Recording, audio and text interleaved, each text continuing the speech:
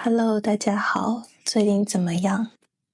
欢迎来到我的频道。Before you start watching, don't forget to turn on the subtitles and choose the one that suits you best. 今天呢是一个比较轻松的节目，我想跟你们一起分享一下这个小本子里的内容。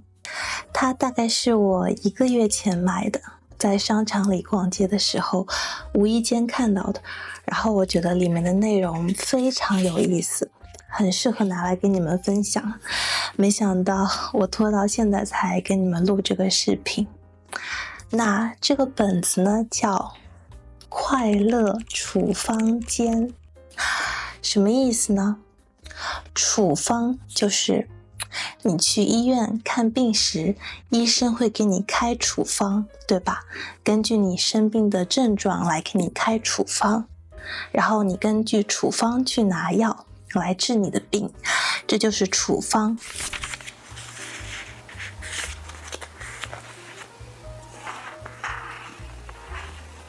那快乐处方笺的意思就是，当你有不快乐的时候，一些小小的不快乐，每天的不快乐，如果这个小本子是你的医生的话，他会给你开什么样的处方呢？我们一起来翻一下。那他这里面讲的小小的不快乐都是一些每天的小事情，不过我翻下来看了一看，觉得很多都是我经常遇到的，所以我想跟你们一起分享讨论一下这个小本子里的给的一些处方怎么样，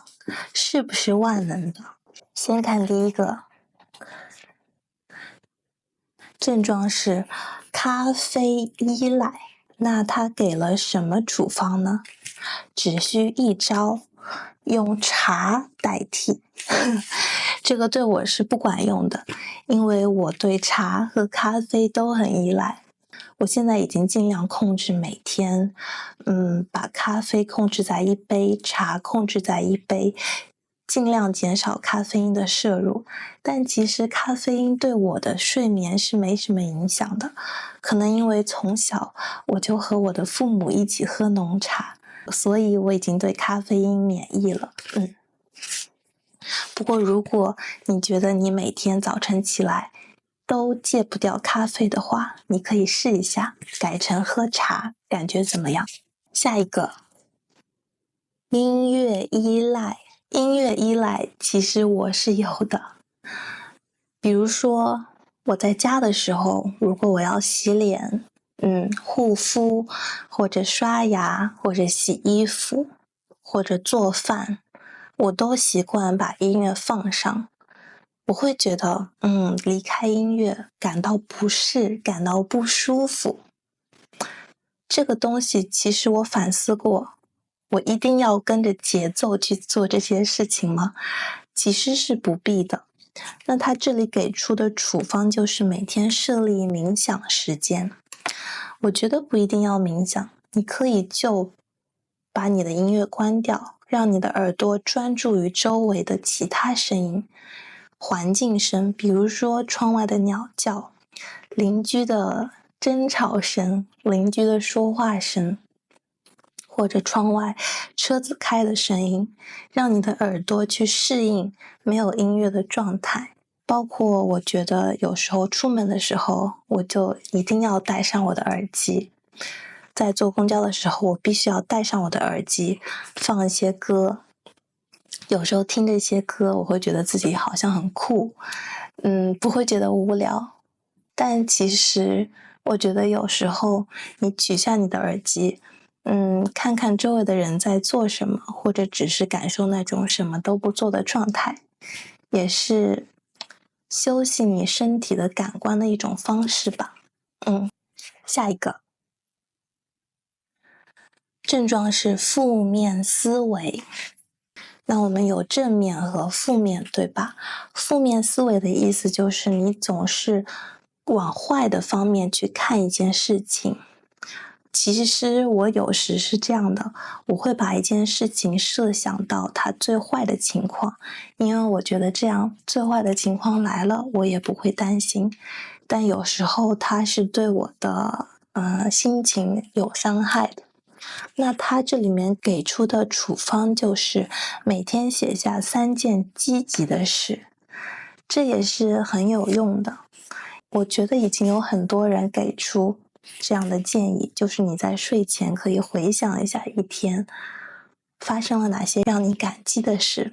可能是很简单的一件事，比如说我今天专注了10分钟学习中文，虽然只有10分钟，但那10分钟内我非常专注，我调动了我的注意力，我记住了一些词，那这就是非常积极的事，你可以写下来。又或者说我今天睡了一个很好的午觉，然后午觉起来之后我觉得精神很好，我没有起不来，这也是一件很积极的事。下一个，自我中心。自我中心的症状，意思就是你做的大部分事都是以自己为中心，从自己的角度出发考虑事情。我觉得很多情况下这没什么不对，但很可能让你走入一个封闭的空间，你不能考虑到别人的想法或者别的可能性。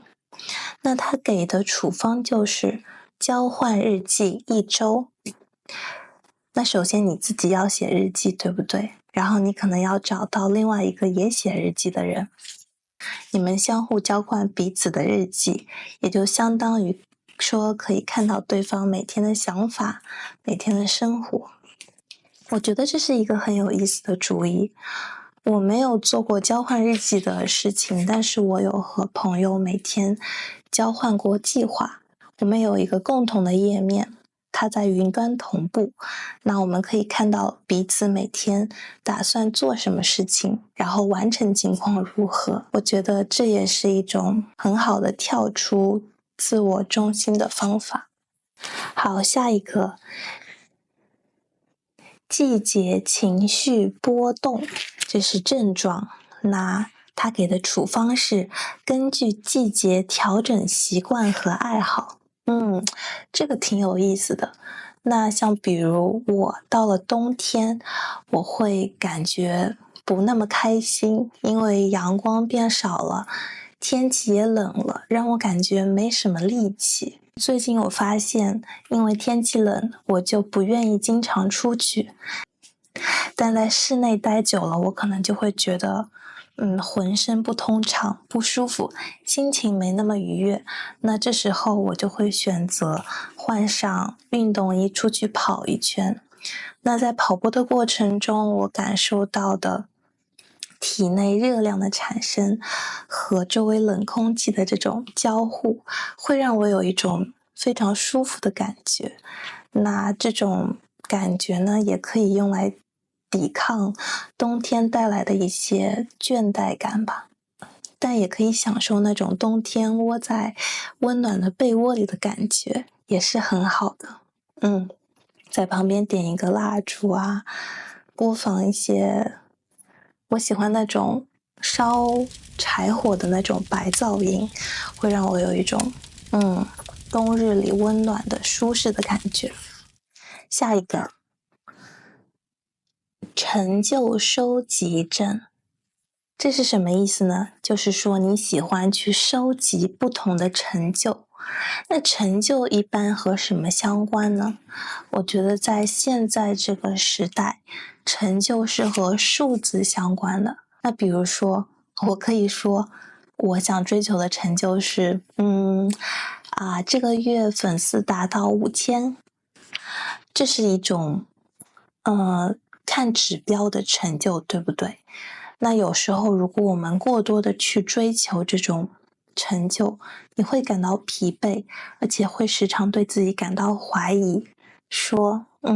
为什么我没有达到这个目标，但别人达到了呢？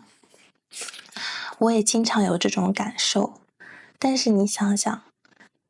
经常有成就是不容易的。有的成就需要很长的时间才能达到，有的成就可能达不到，但达不到也没关系，因为没有人说你是一定要达到的。那他这里面给的处方就是多发现身边的小美好，我觉得也很有意思，因为不仅仅是成就会让人开心，身边美好的小事物也会让人开心。比如说我今天在路边听到一只小鸟发出很优美的歌声，我也会觉得这是可以带来快乐的。那它就不一定要是成就，我的快乐来源可以有很多种组成。那这种美好的小东西，它可能是我短暂的快乐的来源。那如果我达成了某个成就，它可以是我长期的快乐的来源。那最重要的就是你要达到一个平衡，对吗？下一个，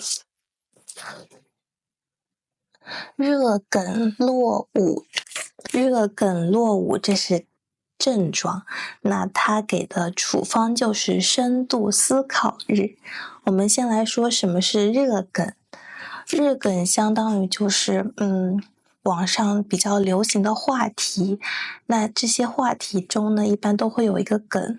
这种梗具有比较强的传播力，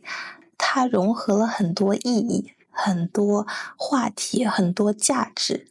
那你在跟别人说这个梗的时候，别人一下子就能了解到它包含的所有意义，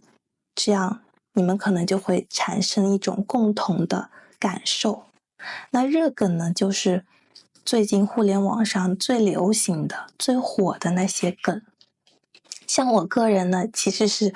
不太在网上冲浪的，我不刷微博，小红书也只是我用来查东西的工具之一，所以我其实上就是有热梗落伍症的。但其实我对这个热梗落伍并不是很焦虑，因为我觉得它过一段时间就会过去，可能就偶尔我朋友会笑笑我说你过得真像一个断了网的人，不了解这些热梗，但它并不影响我和朋友的深度交流，也不影响我获取有价值的信息，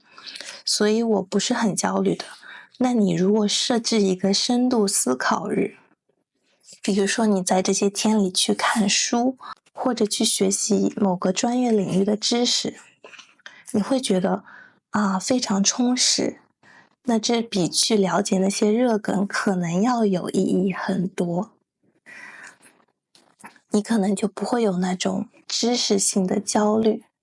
当然有时候了解热梗也是很有意义的，因为你可以感受到当下周围人的情绪状态。下面一个，网络热词过敏。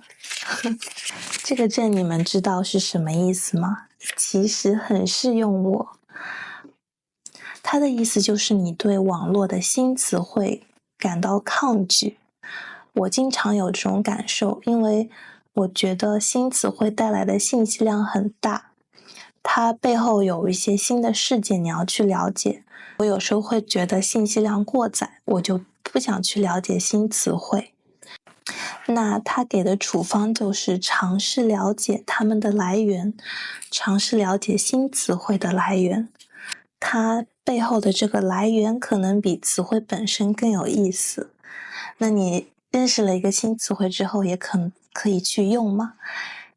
你们可能看到我从来没有教过什么网络热词，其实就是因为我不太在网上冲浪。我还记得我以前大学的时候尝试做过一个网络热词的中英词典，我当时非常刻苦，每一个词条我都会自己去编写，编写的过程中我会去搜集那些热词它背后的故事，它的来源，那个过程让我觉得非常有趣。但是我没有做下去，就是因为我不是那么喜欢冲浪，有些潮流我跟不上，二也是因为热词更新的实在是太快了，每天都会有新的几十个、上百个词语出来，你抓不住它的速度，所以更新那个词典是非常困难的事，我后来就停止做了。因为技术水平也不够。不过现在如果你们刷中文的社交媒体，遇到你们看了没有概念的词，可以去问一问 ChatGPT 啊 DeepSeek， 他们肯定可以帮你解答这些热词是什么意思，可以在什么样的语境使用。下一个，审美疲劳，这是病症。为什么审美疲劳呢？因为看腻了网络的千篇一律。千篇一律的意思就是你看了很多很多内容，你觉得他们都好像差不多，让你没有印象深刻的感觉他们说来说去好像说的都是同一件事，这就是千篇一律。那这里给出的处方呢，就是发起一个无滤镜挑战。什么是滤镜呢？字面意义上来说，就是你加在照片上的一些滤镜，它带来了不同的色调啊，给照片带来了不同的氛围。那我们引申一层意义来说呢，滤镜的意思就是，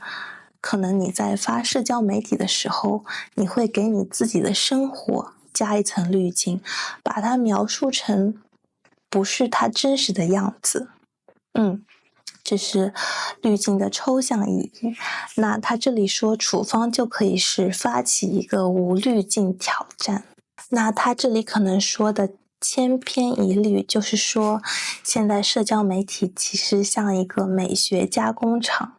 很多内容用的都是相同的滤镜、相同的风格、相同的拍照、拍视频方式。那这些相同的东西其实就是被点赞啊、转发啊、规训出来的一种受欢迎的东西。那他这里给的处方是无滤镜挑战，我觉得很有意思，就是让你把粗糙的原本的内容发出来，不管是照片啊，还是视频啊，或者是文字。因为现在文字也可以被 AI 加工嘛，那把这种粗糙的原本的你自己完全是你自己生产的东西发出来，看看别人的感受是什么样的。说不定别人看了你脸上都是毛孔啊、皱纹啊的照片，会觉得也有一种特别的感觉呢，对吧？以后有机会的话我可以试一下。好，下一个，旅行照强迫症。这个我觉得是我自己也非常有感受的一个症状。因为有时候你去一个新的地方，你会觉得必须要留下一点什么，你要把那个画面定格，这样才能证明你去过那个地方，才能证明你那一趟旅行没有白去。这些心态其实都是可以理解的。不过我也发现，经常在想要获得旅行照的过程中，我会忽视很多其他的体验。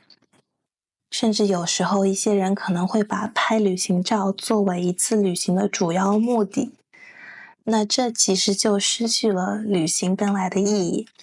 虽然每个人都可以定义旅行的意义嘛，但在我看来，旅行的意义就是你在一个新的环境里，你把原来那个自我忘掉，或者你把原来那个自我大胆的交给新环境，看看他在新环境中会展现出怎样的状态，会和新环境中的人和事物发生怎样的交流，你就跳出了原来日常的状态。我觉得对我来说，这是旅行的意义。那他给的处方就是无相机旅行日，我觉得下次我可以试一下。虽然有相机可以帮助我去发现更多美景里的细节或者人文的细节，但有时候我可能花太多时间在拍照上了。那试一试无相机旅行日可能确实是很好的办法。我觉得虽然你可能会觉得没拍照片好可惜，但是一定会有让人感觉很新奇的体验的。其实我把这个小本子翻了一遍，它绝对不能称得上是万能的药方，但其实生活中本来就没有什么事情是有万能的解决办法的。我发现它列出的大多数病症都是现代人的病症，很多都是来源于科技设备，或者说社交媒体，或者说网络，都是这些现代的东西带来的焦虑。我记得我很久以前尝试过极简电子主义，就是只给自己设置一个信息源，把我想要获取的东西都放到那里。后来我发现不可行，所以现在我就更接受这种有一丝混乱的和网络和科技共处的状态。就像它里面给出的很多处方一样，很多也只是试验性的，你可以去试试适不适合你，如果不适合，你也可以用别的方法，或者说如果你觉得那些东西你暂时没问题，你也不一定要去改变。比如说我发现虽然我给我的手机设定了每天固定的屏幕使用时间，比如说我把我的 Instagram 只控制在20分钟内，但我发现有时候我就是会超出这个时间，然后当它弹出说你使用的时间到了，你是选择再使用5分钟，还是今天取消限制这个选项的时候，我都会选择今天取消限制这个选项。那我就想，那我今天就稍微放纵一下好了，多看看，只要开心也没什么不好的。所以我觉得很多时候重要的都是达到一个平衡，无论是什么工具，你要尽量让工具去服务你，而不是成为工具的奴隶。不知道你们用不用 Notion 这个计划管理软件？我是非常喜欢用的，我现在也在用。那以前有一段时间我就发现我会过度在意 Notion 这个软件上我设置的计划的美观度，比如说我会去加些图片啊，加些装饰，让它看起来非常整洁，非常美观。那当我在这件事上花了太多时间，而忽视了它本来的意义，也就是我要用它做计划这个意义的时候，